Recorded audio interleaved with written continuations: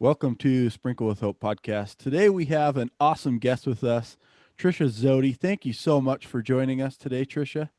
Oh, it is my pleasure. I love your podcast, and it's really a privilege to be a part of Sprinkled with Hope. And we did not, for the record, tell Tricia to say that. That was all on her own. So I'll send you Venmo so much later. for saying that. Yeah. Yeah. No, we're so glad that you've joined us. Would you mind just kind of giving us a little bit of a background on yourself and kind of, where you come from and, just so our audience can get to know you a little bit more? Sure. Well, I really think I'm just like a normal person. I mean, I don't think there's anything super extraordinary about me, but I'm privileged to be able to have a story that I feel like can encourage other people. It's a hard story, but it's a story that um, should not be left out there in vain. We're going to use it for a good redemptive story. We're going to use it for hope and healing for people of all ages and all situations. But the labels, if you want to put labels on me, I am a worship leader. I'm a speaker. I'm a podcaster. I work for a nonprofit organization called Young Lives, which is a ministry affiliate of Young Life. And we minister to pregnant and parenting teen girls, the girls that are in high school. And that's an enormous privilege to get to do that. I am a mother of 3 young adults, and I am a recent widow. I was married to my college sweetheart for almost 30 years. Um, and yeah, it's even strange now to say that. I don't get used to, even though it's been 3 years ago, I don't get used to calling myself a widow for sure. But, I am not those things. You can label me those things, but that's not who I am. So I'm hoping that throughout this podcast, your listeners can get an idea of who Tricia Zody is on the inside, because that's most important, right? Yeah, It absolutely absolutely. is. Yeah. Just in talking to you before we started recording, I get this feeling, and I know Jason would agree, that you're a very humble and kind and sincere person. So we really appreciate you joining us. Some things that we might talk about today are a little bit challenging for people to first talk about and even to hear. So we really appreciate you and your willingness to do that. What sort of got you, to give a little background? Can you share with our listeners, how you became a widow and why you've decided to share that story with the world? Oh wow, yeah, um, that's big. Okay, so let's just dive right in. So, uh, and it is interesting. I've started this podcast, Another Beautiful Life, for the purpose of getting the story out there. Um, but it's not an easy one to tell, because it comes with, like we were talking about before we started recording. It's just the vulnerability, um, the choice to say, I've had the struggle in my life. There were problems, there were issues, and then here are the results, and then now this is where I'm going with this, and to be able to say, all that, like, look, I'm not superhuman. I'd love for you to think that I am, but I'm not, falling apart over here. Those are real things. And so, um, just to tell you why first I decided to do that is because I do believe that there are more people like myself that are struggling through things, and they don't feel the freedom to say, I'm drowning. I need help. I can't do this anymore. And then to be able to figure out, have someone come alongside them and support them and help them to figure out how to get out of that pit, out of that hole. And we all need to do this together. I know there's been a huge emphasis lately of mental health. We've been we've been a little bit bolder about talking about that, a little bit more open about talking about depression and suicide, anxiety, panic attacks, all that. And so I'm so grateful for that conversation. But I also found myself in a position where my husband took his life. And I had a real hard time saying that to the public. I would talk about him. He died, his death, he died, but I never said he took his life. And that is because I believe there is such a stigma that comes with suicide. And and there's so many questions, and there's just so many non-answers. We just don't have answers. And then there's blame, and then there's guilt, there's self-guilt. There's just so much that goes along with it, that it was something that it was difficult for me to say, my husband died of suicide. Yeah.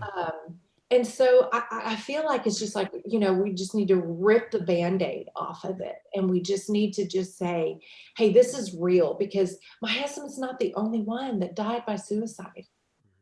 There are many, many others. And especially through this pandemic, we have heard of so many adults and children alike that have taken their life because of the stressors and the isolation and the, just in the family situations, and there's just so many different dynamics that have happened here. So, I want to be a voice to say, you're not alone. Yeah. You're not alone. You're not alone in your struggle. You're not alone, even as one who has suicide ideation. You're not alone. And there are people that care about you. I also want to be a voice for the survivor of suicide, to say, you're not alone, and you can do this, and it's going to be baby steps, and you're going to take 5 steps backwards and 2 steps forward, but you can do this, and you can continue moving forward. I want to also have someone that would hear, that had suicide ideation, would hear what it is like for a survivor to talk about what has happened after their loved one has died. And not for guilt, but because I believe that there are so many elements that come with that. We are born with a natural desire to live, right? Right. There Yep. is inside of us, we have a will to live. That's what God has given in us, is to fight for life. And there is something that overcomes when somebody is able to make the decision to end their life. So something has happened there. So there's so many dynamics of it. And I want to explore it. There's not a lot that I understand about it. I don't think you understand unless you're in the situation, and we can't ask you if you've already been in the situation. So, there's just so many different questions, but I want to just rip the Band-Aid off and pull back the veil and just say, hey, let's talk about this, and let's talk about the hard stuff. So going back to how did we get there? My husband in 2012 began experiencing debilitating pain in his lower back.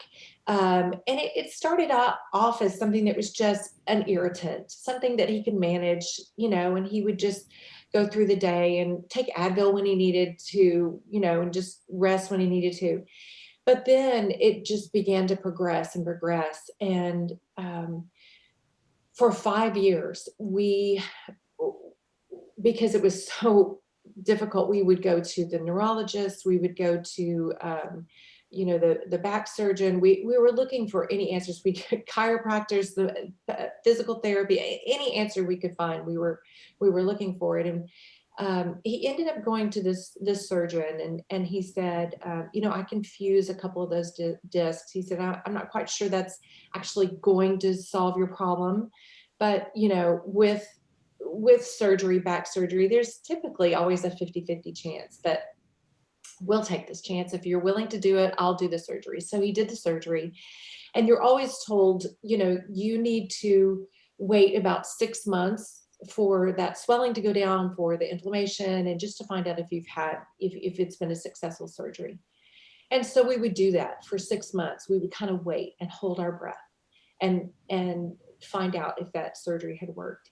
And the first surgery did not alleviate the pain.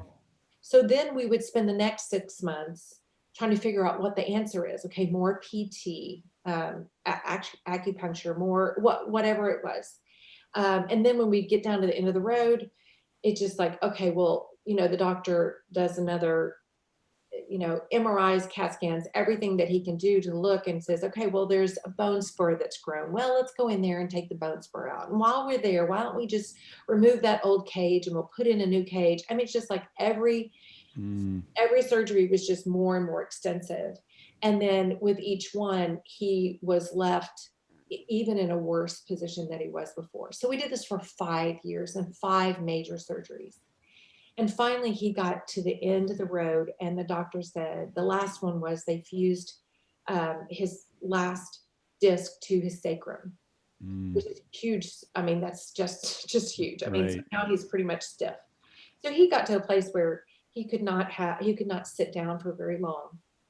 And he owned his own business, worked out of the house. I mean, thank God, that was just such a gift.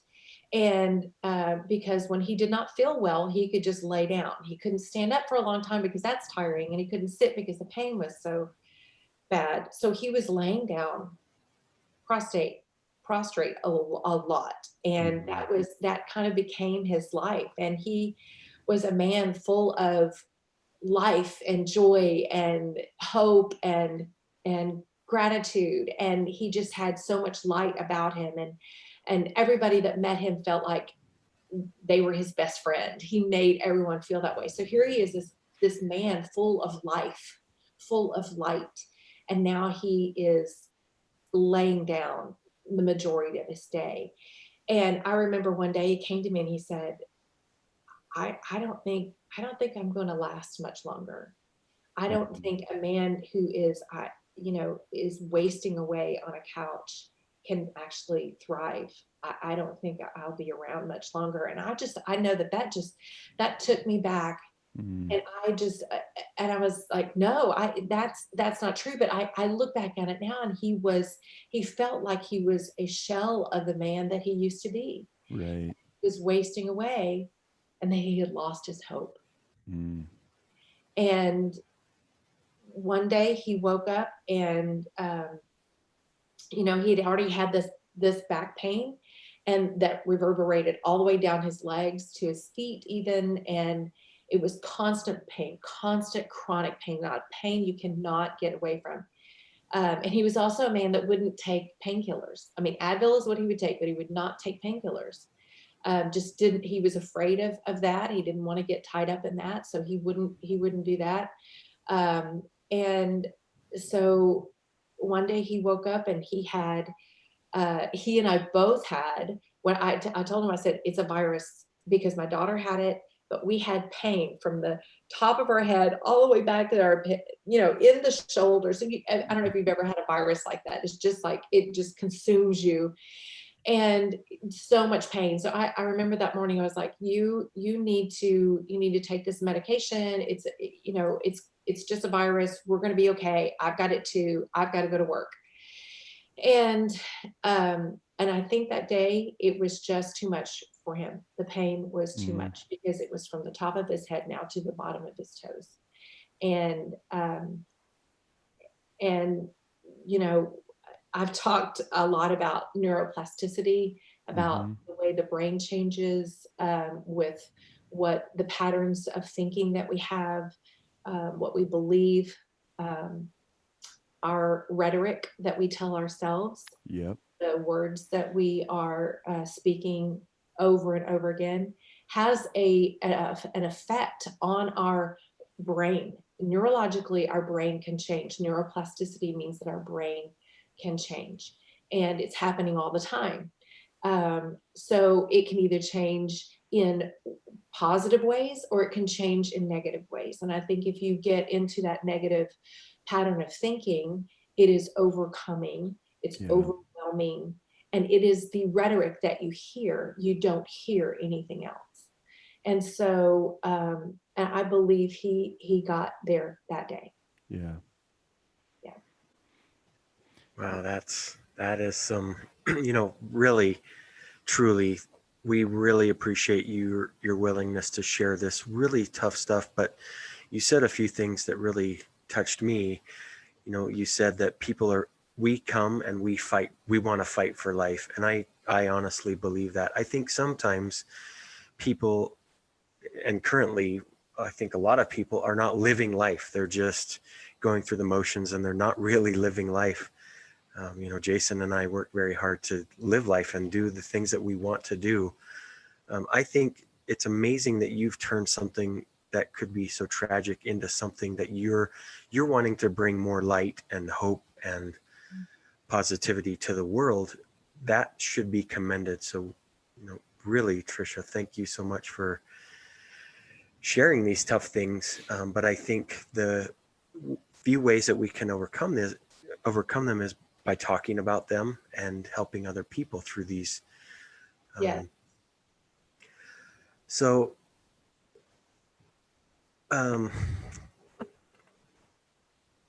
how it's hard for me to understand how somebody who went through this got to a point where they wanted to talk about it, because it's hard.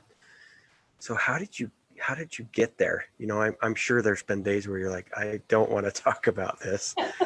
But how did you get to a point where you wanted to share this to the world? Well, it is interesting. I'm a big journaler. I have been journaling for many, many years. I've got stacks and stacks of journals. And so the things that I was experiencing through those, especially through those 5 years, my way of handling it was to journal through it, and to express my sorrow and my concerns and my desires for the future and my longings and my disappointments and all of that, to get that out. I believe it's very cathartic. I think we need to get it out. If it's not verbally, we need to get it out on paper. I think it's really, really important. But journaling for me was my outlet. And it also began, a lot of times I would start journaling with a cry of desperation. And I am a woman of faith. So my cry of desperation was to my creator to say, you made me, you know my heart, you know my head, you know what I need, you know where I need to go, you know it all. And so I need you to meet me here in this moment. And by the time, that I would finish journaling, it would end up in hope. So, here I was with this desperate, desperate situation, and yet I could actually walk away with hope. So that's supernatural. That's just like not something that happens in the natural. That is supernatural. So I found the more that I did that, the more I had that the ability to get up and go and do the next thing, and wake up the next morning and do the next thing. And so then after he passed away, my journaling kind of,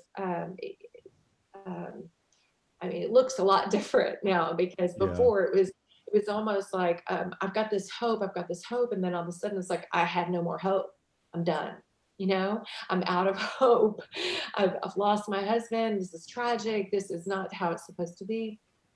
And and then through that, continuing to journal helped me process through all that grief. Now, why I choose to talk about it, I found myself in a crisis of faith, really just, being in a place where I might as well have died with him right there beside him. I'm done. I Mhm. don't have anything, all the hopes and the dreams that we had planned together, with our children. We had so many, we would, and not every family's like this, but as a couple, we wanted to do this. We would set aside money, and this would be money that we would take our future adult children and their children on vacations. Like, this is Yes. how we wanted to spend our time together. We love Yeah. being with family, super important. So all of a sudden now, all those dreams are gone. and so many longings within me died that day that he died. And then I was, in talking to the Lord about, oh my gosh, I have nothing. I am nothing. I have nothing. My life is done. I'm over.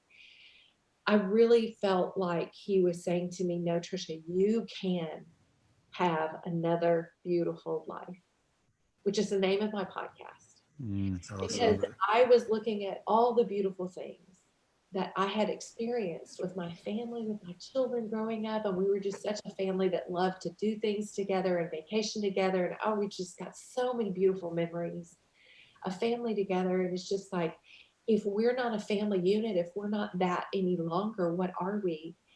And it's such a beautiful, beautiful life. And God said, no, you can have another beautiful life. You can, as you move forward, it will look different. It won't be maybe even what you desired or the longings that you had before, but it can be beautiful and it can be good. And so when I heard that, I was just like, oh, okay, yes, that's a different way of thinking. And if I don't get on that train of thought, I'm going down. Yeah. Yeah. I'm going down. And and I also think I think it's the tactic of the enemy to bring me down along with him. Yep. The enemy put these horrible thoughts in my husband's head, and Yep. he believed them and acted out of them. Yep. And that's exactly what was happening to me. It's like, you're done. You're done. You have nothing more. You have nothing more to live for. There is nothing more. You might as well just do exactly what your husband did, because there's nothing more for you. And I remember thinking, well, I think he's right. I think those things are right. And then all of a sudden it was like, oh no, no, no, no, no, no, no. Oh no, no, no. You have life ahead of you, and a lot of life and adventure and passion and possibilities and opportunities. And it's different. It's just going to be different, and that's all. But it's going to be full, and it's going to be beautiful, and there's hope on the other side of this. And so when I started believing that rhetoric is when my whole life turned around. And so why I feel like I need to share this is, again, I believe so many people, and you don't have to have had lost a loved one to have the feelings that I feel. I have a dear friend that is in a very, very difficult marriage, and she feels alone all the time. Mm-hmm. So I feel alone. I am here alone. I don't have a spouse any longer, but so I go through holidays alone. I mean, I have my children. Fortunately, my children are so beautiful, and they're just such a gift to me. But for 30 years, I've had a spouse. Yeah. Right. I Right. mean, everything I did, it revolved around being a couple. And now I'm trying to figure out how to do that and live life.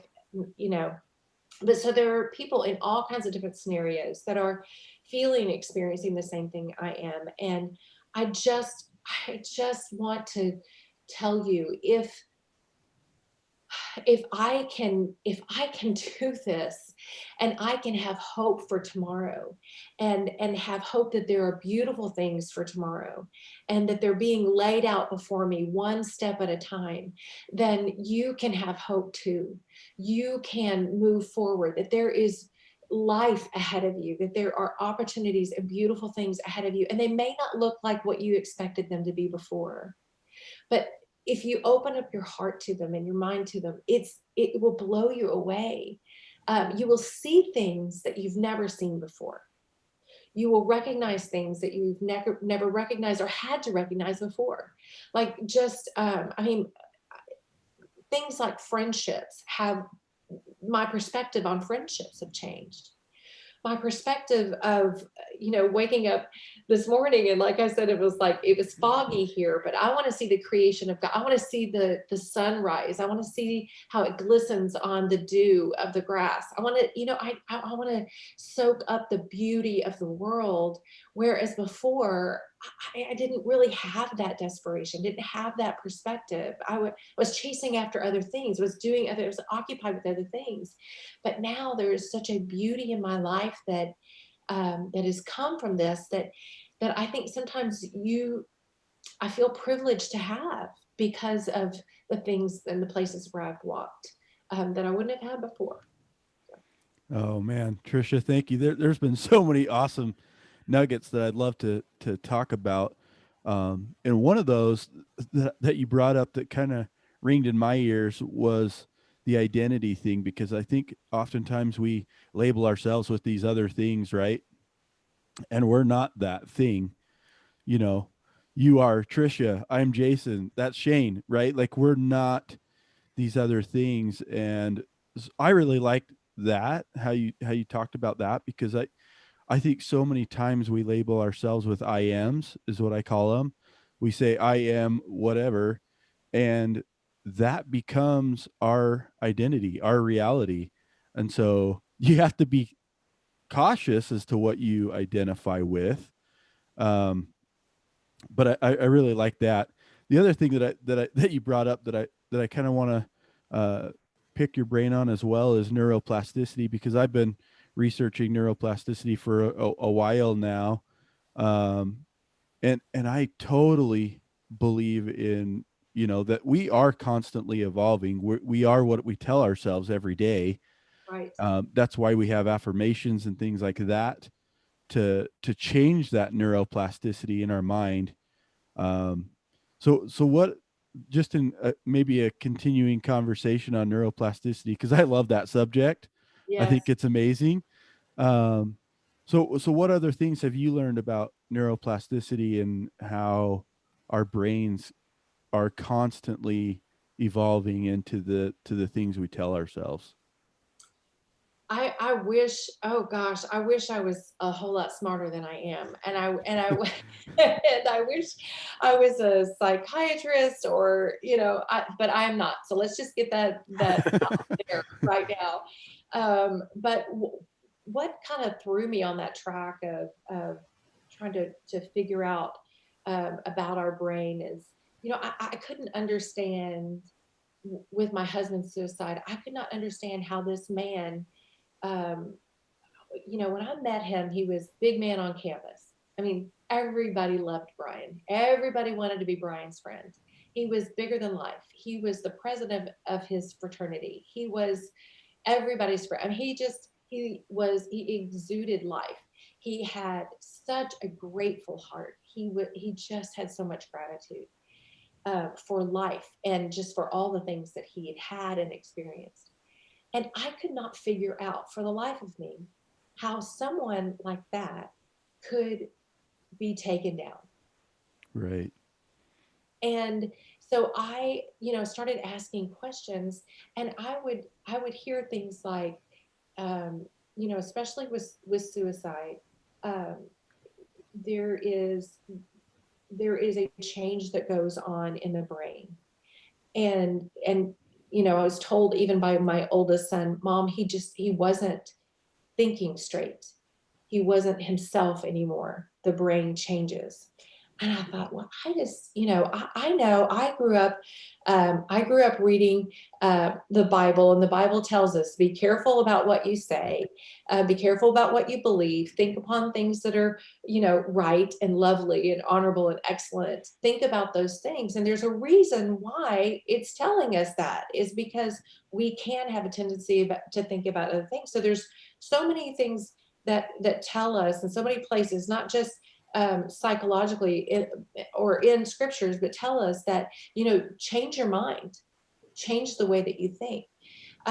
So as I'm thinking about that, putting all the puzzle pieces together, I started just doing some research on, how does the brain change? Does the brain change? Does, how, and then came upon neuroplasticity. And of course, neuro, meaning the brain, and plastic, meaning change, molding. Then understanding that that is in the rudimentary stages of our life and our childhood, that happens most rapidly. Then again, in the teenage years, it happens again. But it is something that is constantly happening to us. And so when I started I just deep dove into the internet, you know what that happened, how that happens. Right? You get in there and you take it out. And so I started listening to people who were psychiatrists and psychologists, started reading white papers and and again, I would love to have more time to continue to study. I just am so fascinated by it. But one of the things that I've come out with, and this is a a psychologist. If you were to sit on a psychologist's couch, this is what they would tell you about a process in order to understand yourself and your brain and the way you think, is that the things that you believe affects the way you feel. And the way you feel influences your thoughts. And your thoughts influence the way you act. And the way you act produces results, positive or negative, right? Right. So for me, the way that we can, on a daily basis, we can change our mind, and is by going through this process. And I literally have it, like I'll take a sheet of paper and I'll put believe, feelings, thoughts, believe, thoughts, feelings, actions, results. I may have switched that up before, but the way you believe influences the way you think, which influences your feelings. So what I might do is literally think about, if I'm having a situation, I'll give you a really great, this is a real life situation. Okay. You ready for this one? Talk about being vulnerable right here on your podcast. So my birthday was last week. A friend called me and said, now, bless her. A friend called and said, I'd like to throw you a birthday party. I immediately started crying on the phone. And that took me by surprise. Like, why did I do that? Why did I start crying? And I was like, no, we can't do that. No, absolutely not. And she said, Tricia, I just, I love you and I just want to bless you. And there are other people that love you and we want to be around you. And we want to do this. Like, no. I don't want that. And anyway, after several moments of conversation, she said, so what's really going on?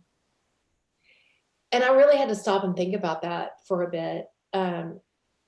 And I realized that I had not had a birthday party since I was a little girl.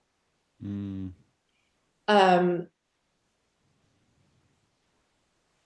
just situations in my growing up family, I grew up in a wonderful family. But we're all dysfunctional a little bit, right? Right. All got stuff.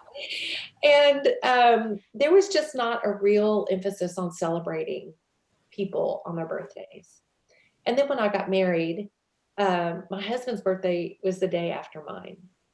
And so he never wanted to celebrate birthdays. They didn't celebrate birthdays in his house. So that was not a big deal to him. So, and I kept trying to tell him, just because it's not a big deal to you doesn't mean it's not a big deal to somebody else.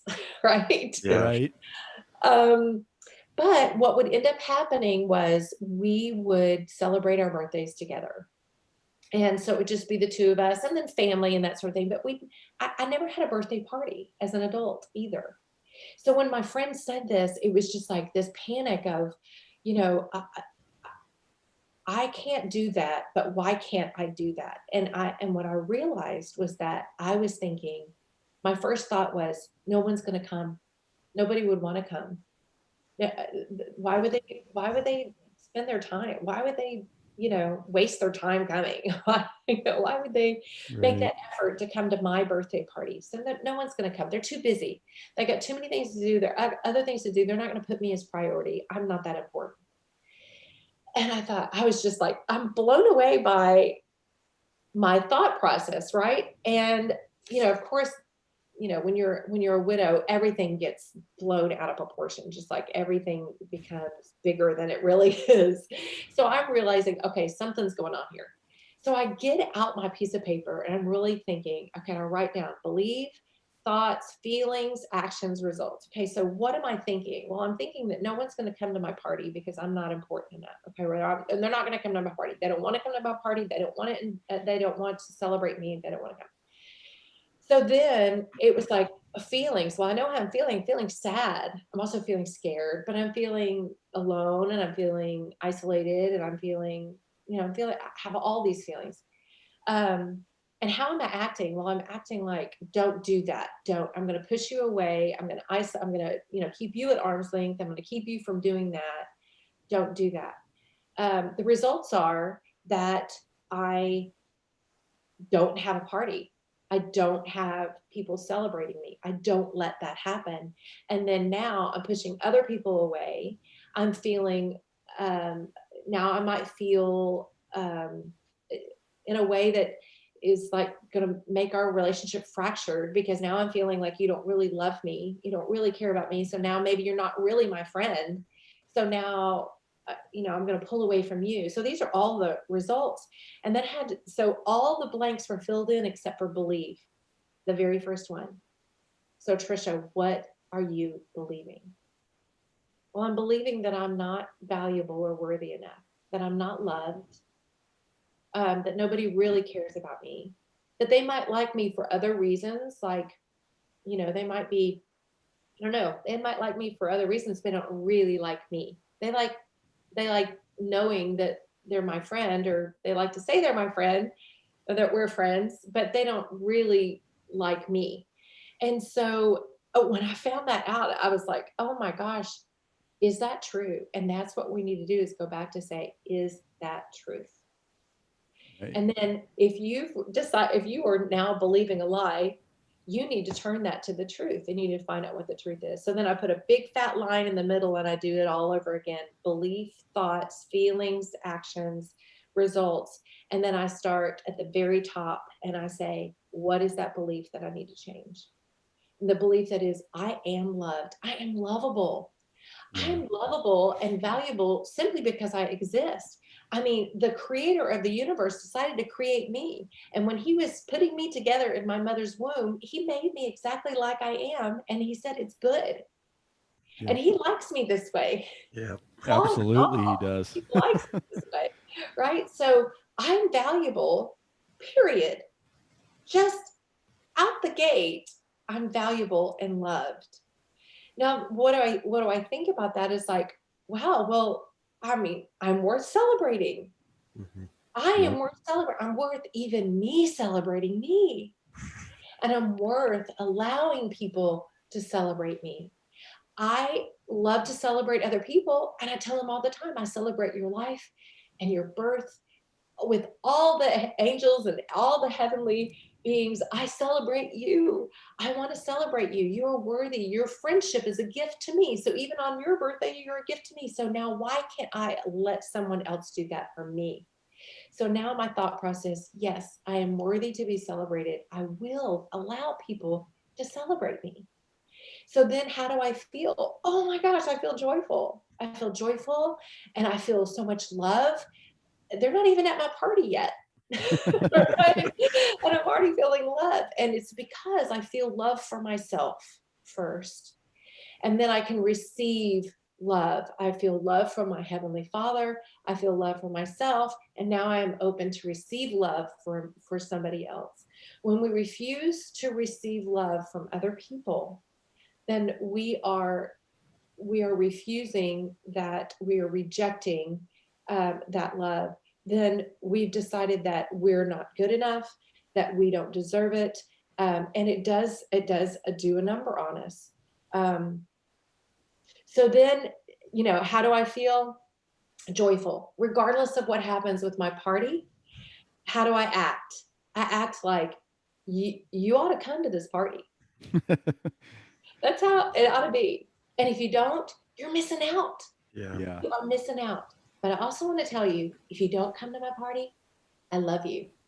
Right. I love you, and I will continue to love you, and I will not reject you, and I will not allow a fraction to come between our relationship, and I will embrace you. And maybe there are reasons why you don't come, just that are personal reasons. Maybe there's other instances you've got to go out of town or whatever it is.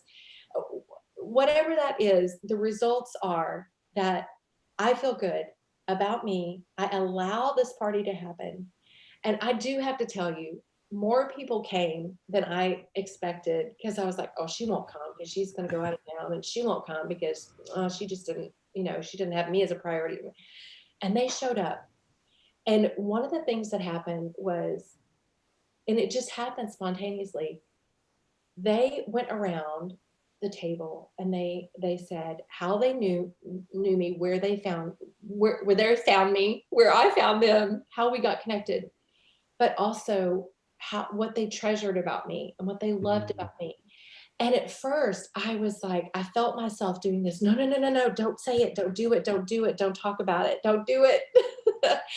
And then I was like, wait. And I remembered, no, I am worthy to be celebrated.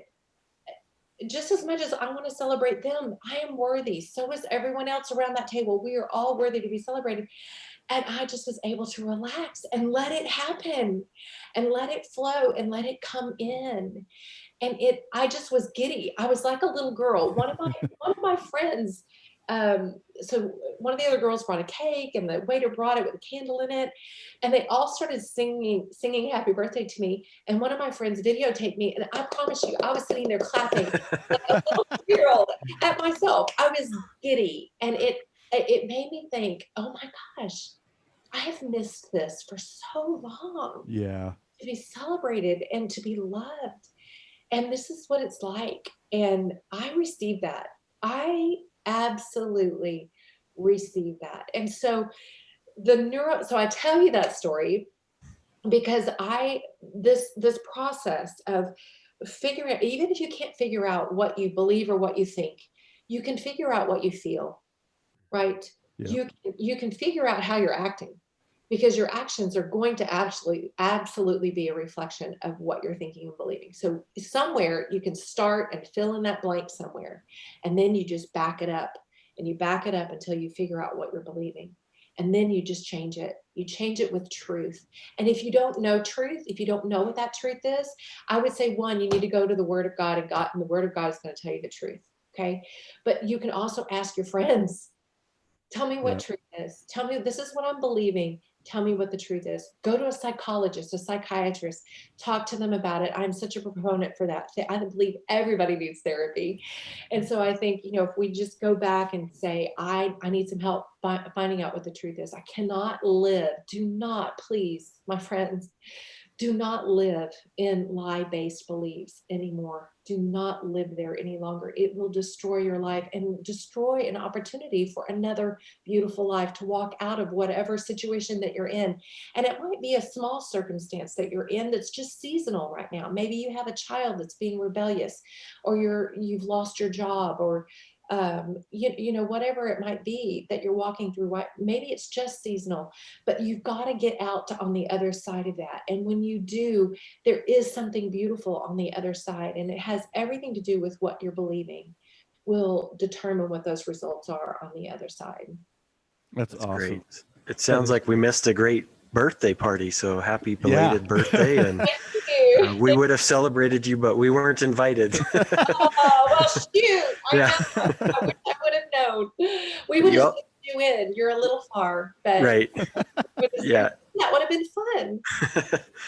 You made a point that you're not a therapist or a psychologist or this or that. And I'm not downplaying their role in what they do. I think they do fantastic. But Tricia, you are you, and you're giving light to the world and hope and all of those things. And to me, that means so much. Don't lose that. Even though you're not those other things, because we talked about this a little bit, keep being you and keep bringing that light to the world. We need a lot more of it. So keep doing that. So we've come to a point where we Jason and I've called this the double down dose. Uh-oh. Uh-oh. So Okay. Jason has a question for you, and then I'll ask a question. So obviously our podcast is called Sprinkle with Hope. And so we like to sprinkle hope on just every subject that we talk about. Good. But we like to ask our guests, what does hope mean to you? And what would you say about hope? What does that mean to Tricia? Wow. Well, first, I think the first thing that comes to mind is that I think hope is within us. It's kind of like when I said before, is that we fight for life. We have an innate fight for life. I think we actually have an innate fight for hope, because I think that's part of it. I think those two things are connected. So we're built and created with this drive for hope. We want to be hopeful, but also to hope for something means right, that we have not yet received it, right? Because you don't need to hope for something you already have. I don't Right. hope for a daughter, I have one, right? Right. So that means that we're hoping for something that's in the future, something that's unseen, something that's right now out of our grasp. So that is something that we are looking forward to. And so I believe that we all have that within us, and within our passions, whatever giftings God has given us, it drives that hope. If I'm a worship leader, I hope that I get another opportunity to lead people in worship. I hope that that opportunity brings other people a place where they feel loved and cared for, and know the presence of God. As a speaker, I hope that if the things that I say resonate with others and bring healing and hope and open blind eyes and bring salve to the heart. So there's all these things that you hope for, and we could always move toward that hope. So I think it's something within us, but it's also, I think it's something outside of us as well. So the part that's inside of us keeps us going towards hope. And I do believe that's innate. I believe that's how we are created, is to hope for something. So I think it's natural. It's when you get those other things, like the things that my husband has dealt with, like chronic pain, that starts messing with that hope and makes you feel hopeless. But I think it's a persistent hope in something. So say if it's your a talent or a hobby or something that you have passion for, it's a persistent hope, and that I'm going to get there. And if you're going to say you I don't know, you like scuba diving. I hope I get to go to scuba diving. Well, you can't go scuba diving if you don't plan a trip to go scuba diving, right? And Right. you certainly can't scuba dive if you haven't gotten your training, right? So there's so many, and you can't scuba dive if you've not got a full tank of oxygen, and good equipment. I mean, there's so many things, right? That I can hope for this, but I can't get there unless I do these steps, and I take that next plunge, even, or a step of a leap of faith for something, to get to that hope. So I think that's the inner part um, of hope. But I also believe that there's an external hope, big picture faith hope, that we have an eternal destination with a God where there is no more tears, no more pain, no more disease, no more chronic pain, no more depression, no more anxiety, that there is a place and a promise that is eternal hope that's laid up for us. And I believe that is what drives all of us as created beings from the one creator, as that drives us forward.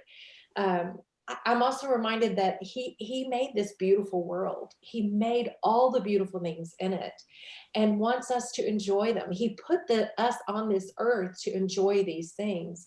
And so it's good to enjoy scuba diving, or, a trip somewhere, or whatever. It's beautiful. And so we can have hope because it's laid up for us. So it is something that is there. We can strive for it. We are created with it, but it also means that we need to move forward towards it.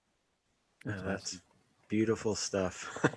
So the second part of Double Down Dose is, how would you define love? Oh, love, I'll just tell you straight up, love is a decision. Love is a decision. Gary Smalley wrote the book with that very title, Love is a Decision. And what I've decided is that love is, it is not a, and I think it's the age-old question, right? Debate. Is love an emotion? Is it a feeling? Or is it something deeper than that? I really believe that it is a decision every single day. And I have that experience with my husband. We were married probably 7 years. You know, they say that seventh year, yeah, it's kind of iffy. You know? Yeah. And so we were married 7 years, and I remember we were going through some really, really tough stuff, and our faith walk wasn't really strong at that point either. And we had little toddlers, and oh my gosh, we had 3 children, you know, under the age of 4, and so it was just like crazy all the time. Um, and I remember thinking, you know what, I just didn't sign up for this. And a friend handed me that book, and it changed my world. And because the premise is that to decide to love is a permanent thing, as long as you decide to love, right? Yeah. If love is a feeling, then it's only a temporary thing. Because I might get up one day and just, I don't really like the way you brush your teeth, or I didn't, you know, I'm not feeling really love here, you know. Yeah. I'm feeling, how am I feeling today? But if I wake up every morning, I decide I'm going to love, and then I'm talking about now in a romantic kind of situation. I mean, in that there is so much self-sacrifice, but it's also in friendship love, you know, and other kinds of love, is that, you know, there is a self-sacrifice to it. In the romantic sense, you know, it's like when my husband would decide to watch a chick flick instead of going to watch the fight night with the guys. I mean, that was sacrificial love, right, for him, because he didn't really enjoy chick flicks. He wanted the war movies, you know, and all that. And me, I would watch war movies with him, which I hate, but I would watch them because that's what made him happy, and he wanted me to be there with him, and so I would sacrifice what I wanted. So it really is, it's getting outside of yourself and seeing what the needs and desires of someone else, and doing that. It's like the dad that decides to play, who doesn't like to play board games, and decides to play them for hours with his children. That's sacrificial love. You know, there's so many opportunities for us to sacrifice, but we are innately, again, in our human nature, we are selfish beings, and we want things the way we want them. We want things to go the way we want them to go. But love really means that we choose someone else, and we defer to someone else, and we put their needs and their desires first before us. But I also believe that we can't do that unless we have received love. And so I have experienced in my life, because I was very selfish in our marriage early on, I had expectations of him. And if he didn't meet those expectations, then I didn't feel loved. You know, I didn't feel Right. love. What I realized about myself was I had insecurities. I had issues. I had, you know, things from my past, from my growing up years, from, you know, just being raised in parents who were trying to do their very best, but just messed up sometimes, you know, and Right. I had my stuff. And so I was very selfish in the things that I wanted. And we started doing this tit for tat thing. Well, you did this, and now I get to do that. You went out with the guys. Well, I'm going to go out with the girls. Or you know, you didn't do this, so I'm not going to do that. And it took a toll on our marriage big time. And when I understood that love was a decision, that sacrificial love, and that was something that I was going to do, it was as if I understood the love of the Father for me. Like he loves me. He loves me unconditionally. Oh my gosh, I'm an absolute mess, and I mess up all the time. And, you know, and yet he still loves me. And if I can receive this love from him, then now I have love to give to someone else. It's an outpouring and overflowing of what I'm just receiving from my Heavenly Father. So it was only then was I able to love him and be sacrificial in my love, and really be sacrificial. Because it's one thing to say, to be a martyr. That's completely different. Right. Right. Completely different. But to really love, to really be sacrificial, in that love is to say, I really honestly in my heart really do want to be here and love you and do the things that you want to do first and defer to you first. And you can, I'm telling you, friends, you cannot do that on your own. It is not humanly possible. It is comes from a different place of love, to receive love, to be able to give love like that. So love is, you know, it is something that we wake up every day and say, there are new possibilities today. Just like I was saying, just in hope, there's new possibilities, there's new opportunities. Every day you get up and you decide for hope. Every day you get up and you decide for love. That's awesome. Thank you so much for your insight, for your vulnerability, for all of your great things that you've shared with us. I've certainly learned some things. I'm excited to go back and listen to this. But truly, thank you so much, Tricia, for your time and your willingness to share these sometimes difficult subjects. So we hope the best for you, and thank you again so much. Thank you. Thank you both so much for having me. And even, you know, feeling like I'm worthy to come on your podcast as a guest. Jason and Shane, I'm just so grateful. It's been a privilege, really. I appreciate it. Yeah, we are so happy that you joined us today, and I appreciate your vulnerability. I think it takes a lot of courage to do that, to be vulnerable, and so I appreciate you, coming on and sharing such a personal story, that we can all learn something from. I believe, and Tricia, you do have worth. You were born with worth, and I truly believe that, as well as everybody listening has Yeah. worth. And so if you haven't been told today, you are worth it, you are worthy, you are loved, you are needed, and we love you, even though you may be far away from us, or listening to the podcast or whatever. Me and Shane truly do send our love to you, Tricia, as well as everybody else listening. Thank you. Thank you so much for that. Jason, I want to like jump in on that. I love your listeners. Okay. I love you. So thank you.